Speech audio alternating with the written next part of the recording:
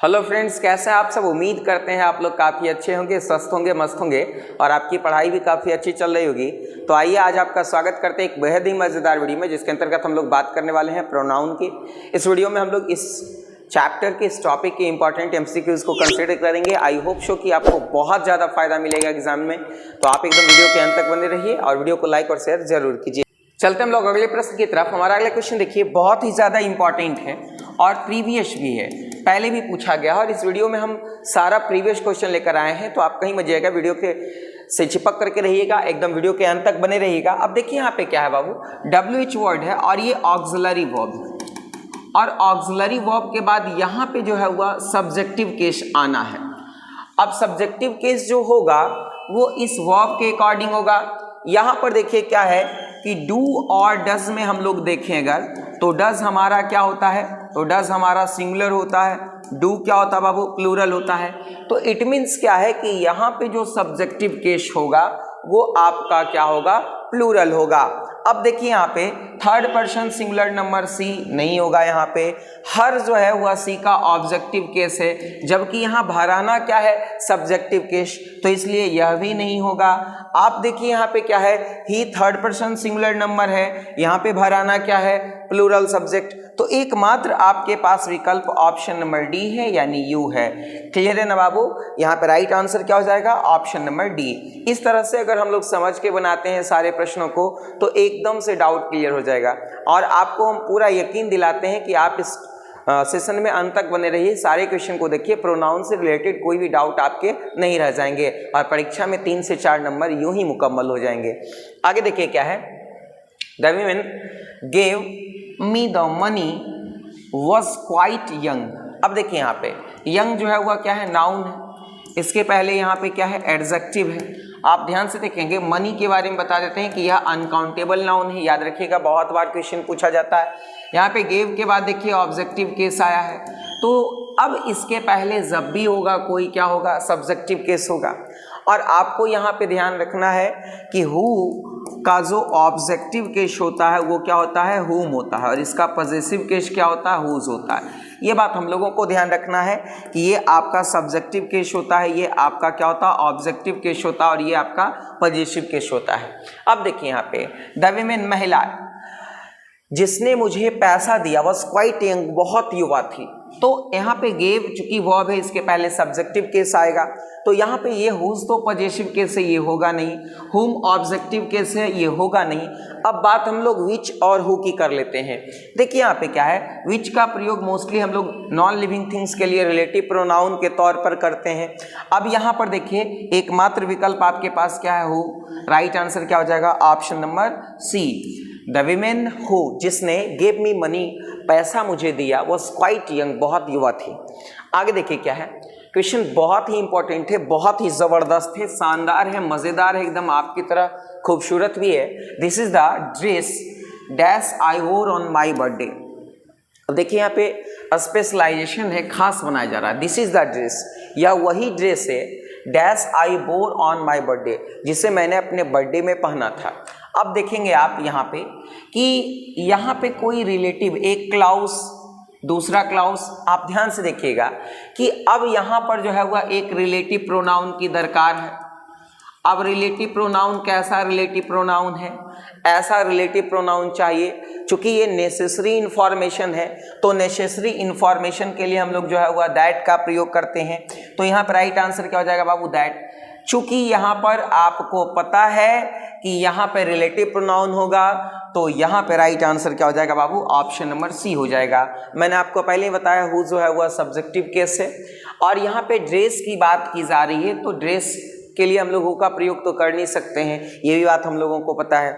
आगे देखिए अगला क्वेश्चन क्या है, आई लाइक सच बुक्स, मैं वैसी किताबें पसंद करता हूँ, dash illustrate their topics clearly, जो अपने टॉपिकों को क्लियर एक्सप्रेस करता है, इलस्ट्रेट करता है।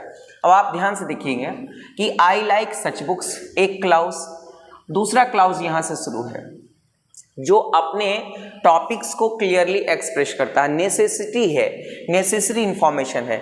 यहाँ पे देखिए हम लोगों को थोड़ा सा कंफ्यूजन विच और दैट में होता है। आप ध्यान से देखिएगा कि विच और दैट का प्रयोग हम लोग रिलेटिव प्रोनाउन के तौर पे कहाँ करते हैं।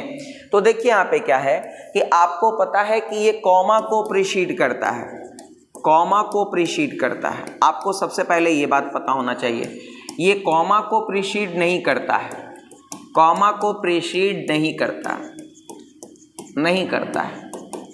दूसरी बात क्या है कि आप यहां से ध्यान से देखेंगे, दूसरी बात आप देखिएगा एक एग्जाम्पल के जरिए स्पष्ट रूप से, ये जो है ना आपका जनरल इंफॉर्मेशन इनपुट करता है, जनरल इंफॉर्मेशन, और ये जो है नेसेसरी इंफॉर्मेशन पुट करता है, नेसेसरी इंफॉर्मेशन पुट करता है।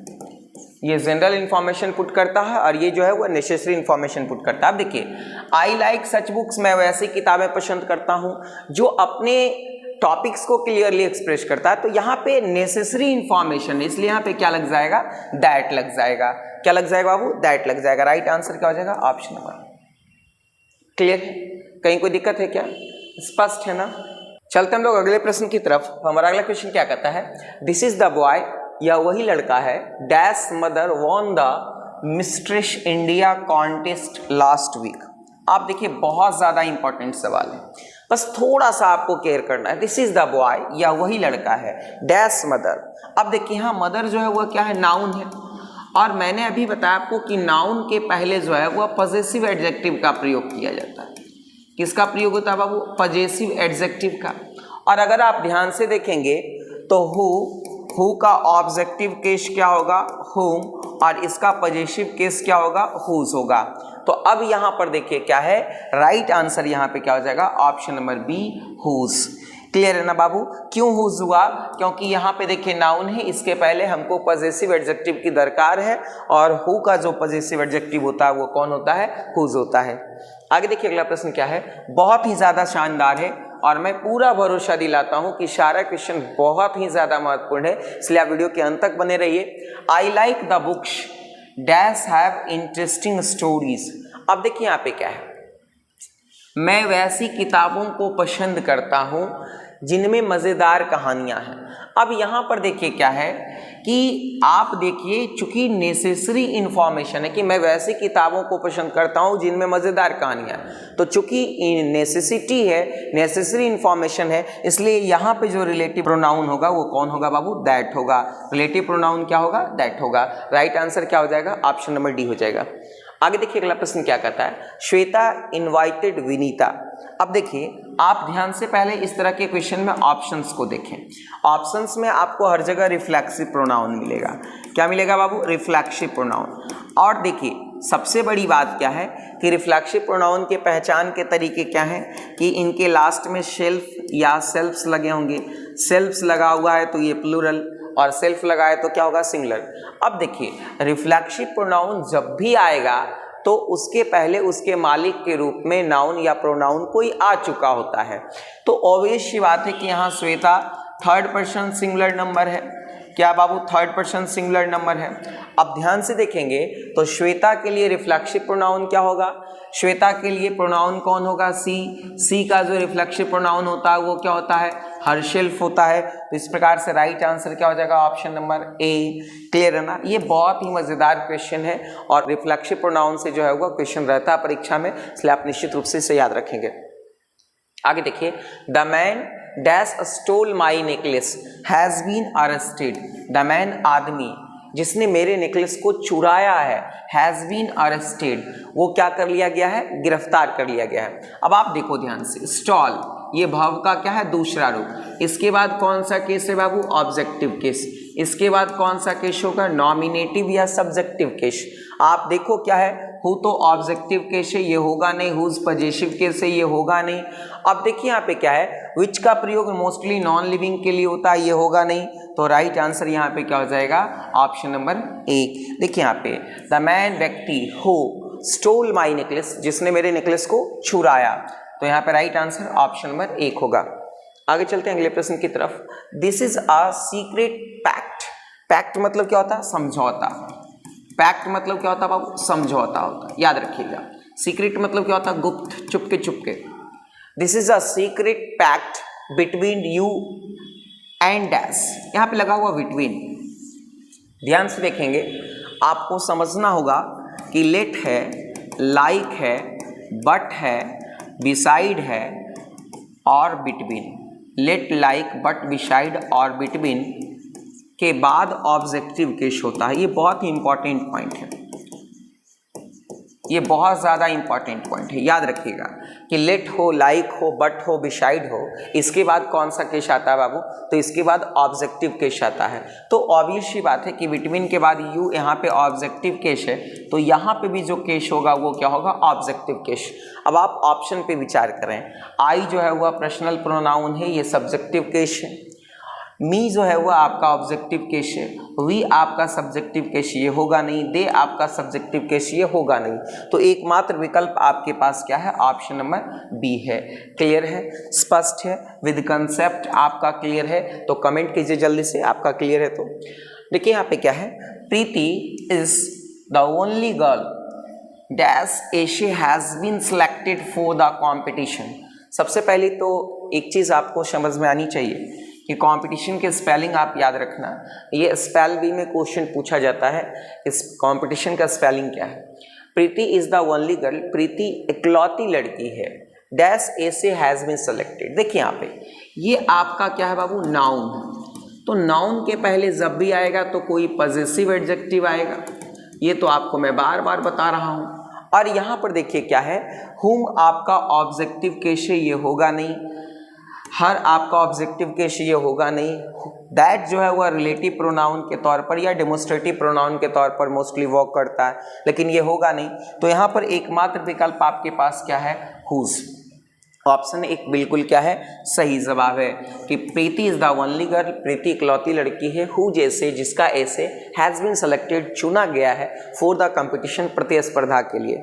अगला क्वेश्चन बहुत ही मजेदार है, एकदम सारा का सारा क्वेश्चन बहुत मजेदार है। The answer dash you gave is not right. देखिए यहाँ पे क्या है, कहते हैं कि उत्तर जो आपने दिया वो सही नहीं है। देखिए यहाँ पे आप ध्यान से देखेंगे, the answer dash you gave, gave देखिए यहाँ पे क्या है? वर्ब है, तो वर्ब के बाद यहाँ पे ये कौन सा केस आएगा? Subjective case. तो अब दो क्लाउज को जोड़ने के लिए यहाँ पे रिलेटिव प्रोनाउन की जरूरत है, तो यहाँ पे रिलेटिव प्रोनाउन कौन हो जाएगा? विच, क्योंकि विच का मतलब होता है जो। विच का मतलब क्या होता है बाबू? जो। अब देखिए द आंसर उत्तर, विच जो तुमने दिया इज नॉट राइट, सही नहीं है। अब हु का प्रयोग कब करते हैं?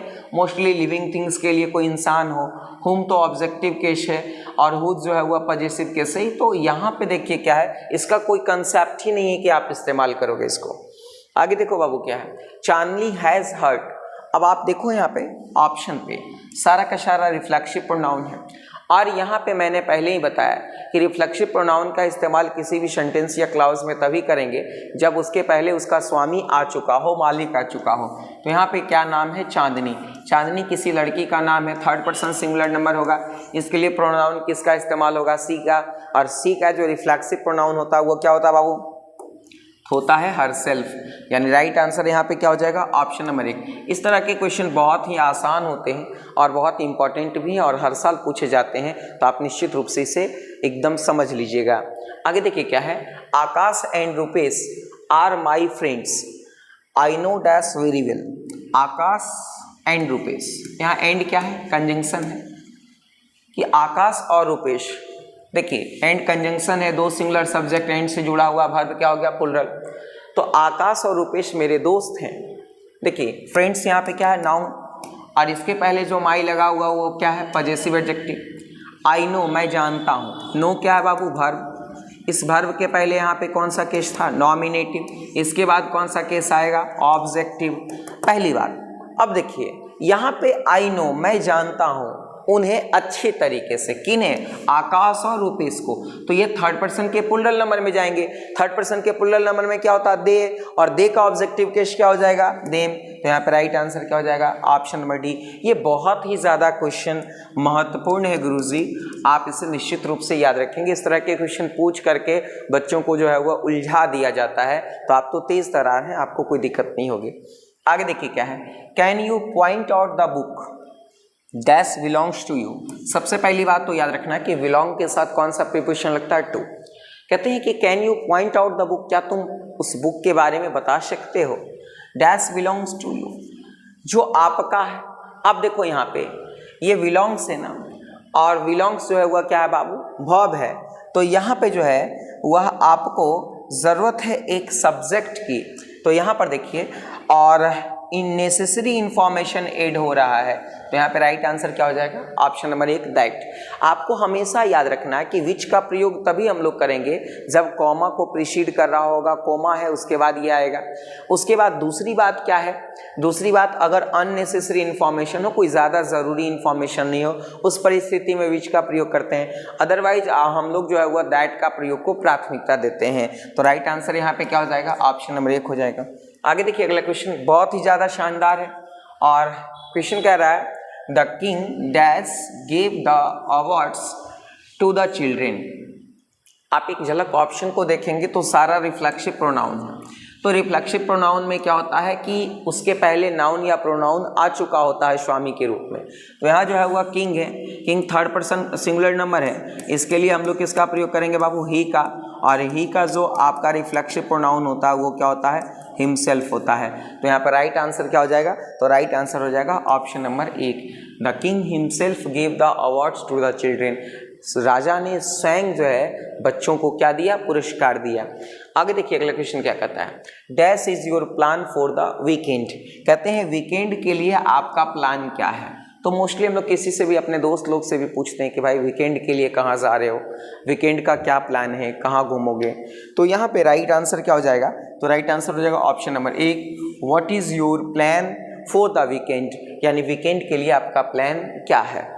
अगला प्रश्न देखिए क्या कहता है, please check dash is knocking at the door. एक बात तो याद रखना, नॉक के साथ क्या लगता है, एट। नॉक का मतलब होता है खटखटाना।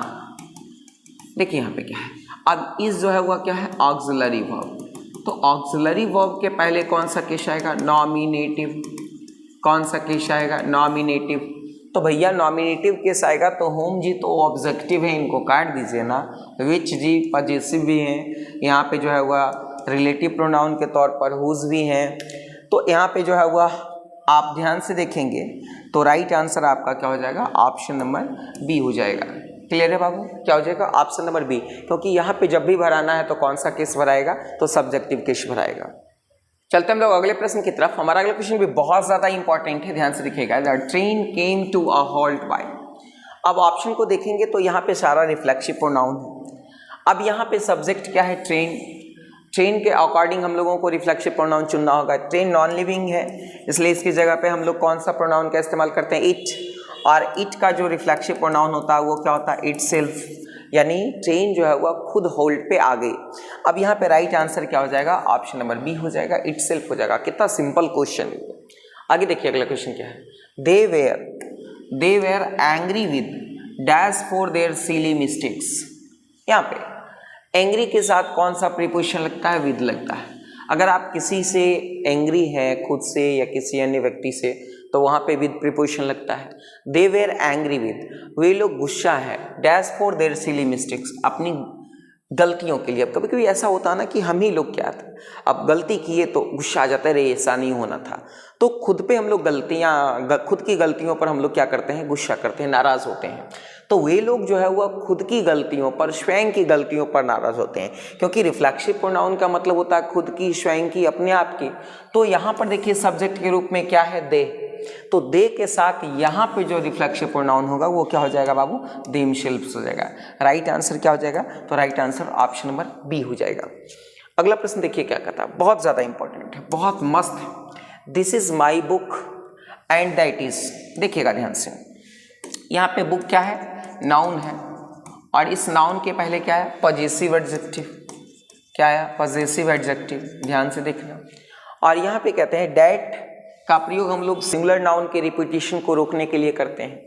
अब यहाँ से देखिए इसके बाद तो ऐसे भी ऑब्जेक्टिव के शाना है। और यहाँ पे आप ध्यान से देखो कि जो पजेसिव प्रोनाउन होता है, यहाँ पे देखो योर बुक, और योर बुक के जगह पर हम लोग अगर योर्स लिख देंगे तो हमारा काम चल जाएगा। यानी ध्यान से देखो, पजेसिव एडजेक्टिव